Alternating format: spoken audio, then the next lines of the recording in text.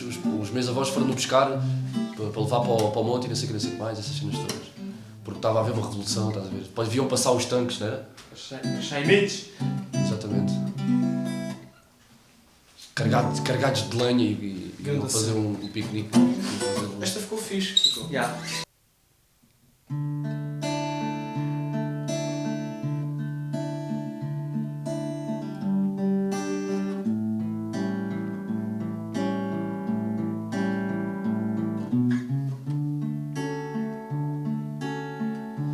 Veio o mês de abril, cresce a saudade, vem o nosso povo e a cantar de novo, viva a liberdade. Querido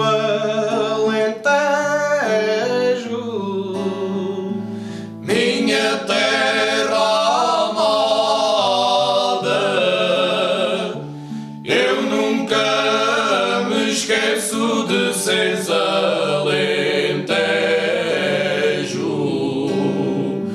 és sempre lembrada.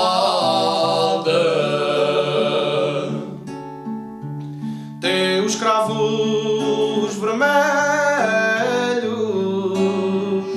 Já não murcharão, tens o privilégio de seres Alentejo, celeiro da nação.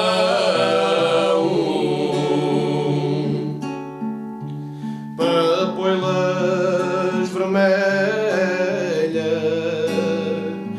criadas ao vento,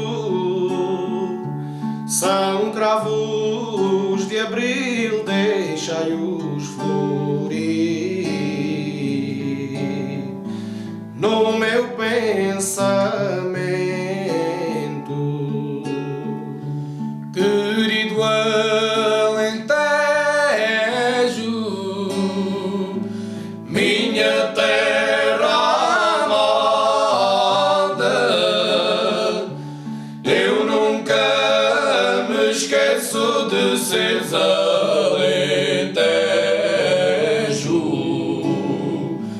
és sempre lembrada.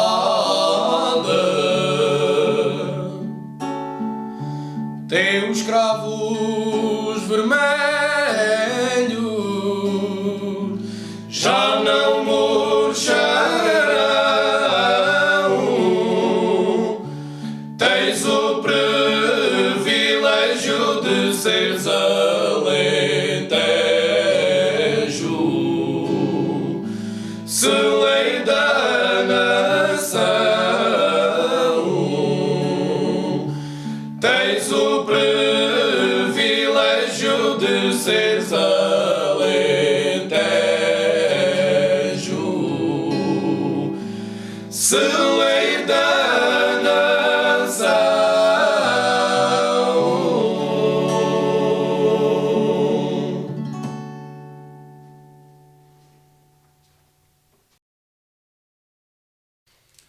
Olá, bem-vindos. Estamos aqui em vésperas de 25 de Abril com Bernardo do Espinho, Luís Aleixo e Bernardo Emídio, parte integrante do grupo coral dos Bobedanas. Foi extraordinária a vossa prestação. Gostaríamos só de fazer algumas questões sobre a vossa opinião sobre a Revolução de 25 de Abril e a forma como influencia a música portuguesa hoje em dia. Vocês acham que após o 25 de Abril mudou alguma coisa no panorama musical português? E de que forma é que isso se pode comprovar hoje e se pode ver hoje nas influências musicais dos novos artistas portugueses? Na minha opinião, a música portuguesa mudou muito após o 25 de Abril, por aquilo que sei, porque nós não sentimos o 25 de Abril, não vivemos o 25 de Abril, mas temos raízes de pessoas que viveram isso e se calhar a nossa maneira de ser agora faz também um bocado parte dessa revolução. Em relação à música, antigamente as pessoas não tinham tanta liberdade de expressão, porque a música é isso mesmo, é a expressão dos sentimentos, do modo de vida, tudo o que faz parte do nosso dia-a-dia é a expressão. E antigamente,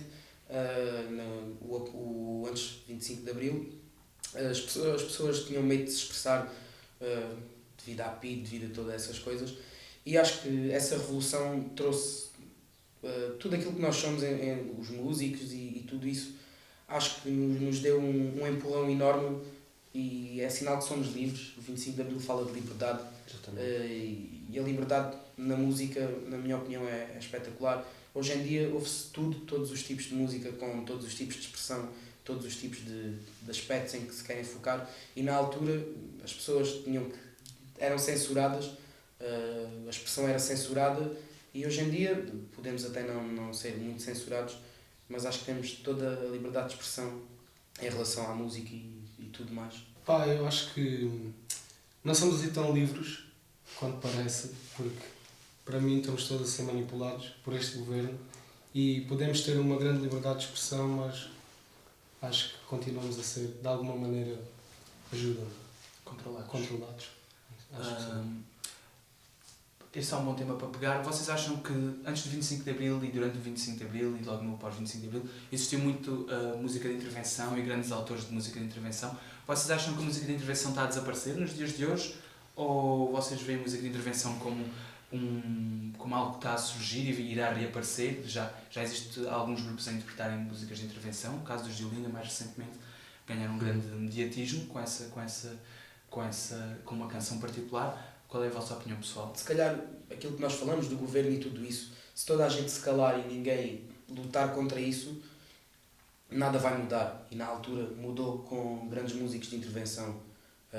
Zeca Afonso, tivemos Fernando Tordo, muitos músicos que se calhar até não eram de intervenção, mas que vestiram essa roupagem, essa máscara para lutar, porque ninguém estava bem. E se algum dia nós não estivermos bem, mesmo bem, acho que o povo se deve unir, os músicos se devem unir para lutar com as coisas que estão mal. E acho que a música de intervenção está presente. Tudo aquilo que se fala neste momento é o descontentamento, e acho que se vive um pouco do ambiente que se vivia na altura, apesar de não termos sentido. Acho que vivemos um bocado com esse aspecto de controle, e nós não queremos ser controlados, nós queremos nos expressar ao máximo. Exatamente. Com toda a liberdade.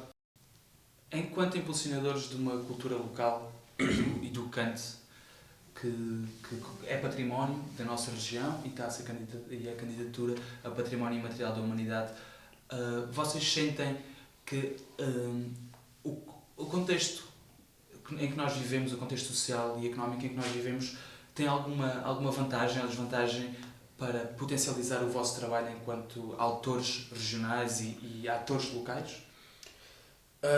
No Alentejo, esta é a única música que é fabricada cá. Nós não temos mais nada, e este é uma das vantagens e dos trunfos que temos, é ter o canto alentejano. E o Alentejo é enorme. O Alentejo, nós temos alentejanos em todas as partes do mundo, e a nossa voz é ouvida em todos os cantos do mundo. E acho que estamos a passar uma fase de reconhecimento do canto alentejano, de novos horizontes. Nós somos uma geração diferente. Temos outros horizontes, até porque os artistas, antigamente, as pessoas dos grupos corais tinham acesso a 20 artistas, 30 artistas, e se calhar viviam com eles, eram tocadores de bailes. E agora nós temos milhões e milhões de artistas em que nos podemos inspirar.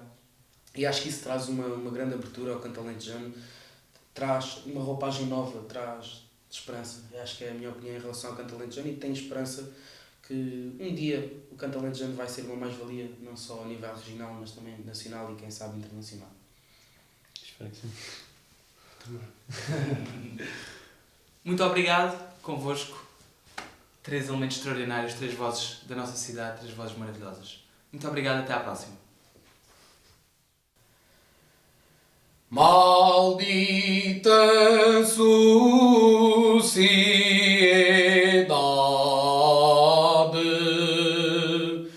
estás tão mal organizada.